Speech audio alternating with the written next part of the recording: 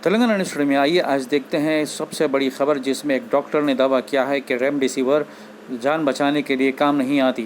जी हाँ नाजरीन, ये डॉक्टर हैं संजीव कुमार, जो HOD हैं कार्डियोलॉजिस्ट सेक्शन सनशाइन हॉस्पिटल के, जो हैदराबाद गच्चीबौली में वाक़ है।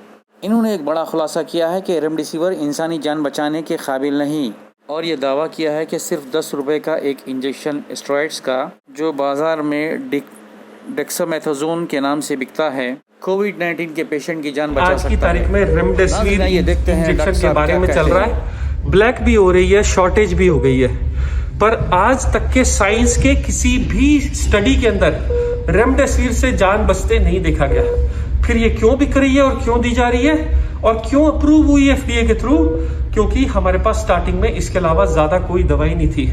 अगर आप डाटा में जाइए तो सच्चाई ये है कि दुनिया में आज तक सिर्फ 2 दवाइयां बनी हैं जो कोरोना में लोगों की जान बचाती हैं, जिसमें सबसे पहली दवाई का नाम है स्टेरॉइड का इंजेक्शन।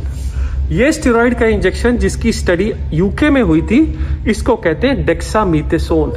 ये ना तो ब्लैक हुआ, ना लोग इसके पीछे भागे। क्यों नहीं भागे?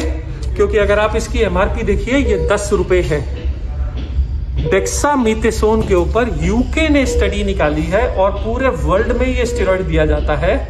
ये इंजेक्शन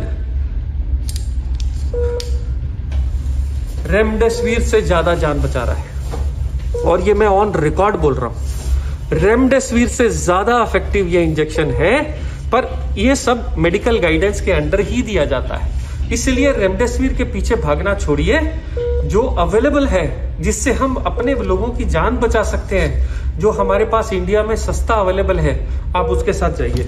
तो बाकी दवाइयों का क्या हुआ?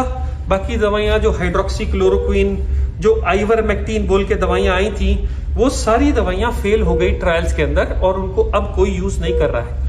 इसके अलावा 100 में 17 लोगों को सीरियस कोविड इन्फेक्शन में क्लॉट्स बनने का खतरा रहता है। इसलिए उनको ब्लड थिनर का इंजेक्शन, एक क्लेक्सेन, या जो लोग घर चले जाते हैं, डॉक्टर्स उनको ब्लड थिनर की टैबलेट दे देते हैं। ये ब्लड थिनर की टैबलेट्स 20 से 21 दिन तक दी जाती हैं, और ये दवाइयां भी अंडर मेडिकल प्रिस्क्रिप्शन ही दी जाती हैं। जो लोग की ऑक्सीजन 93 से कम है, वही लोगों को इतने सब दवाइयों की जरूरत है।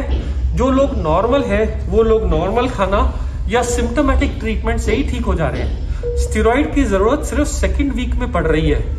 एक और चीज याद रखिए कि कोरोना की उम्र सिर्फ 14 दिन ही है।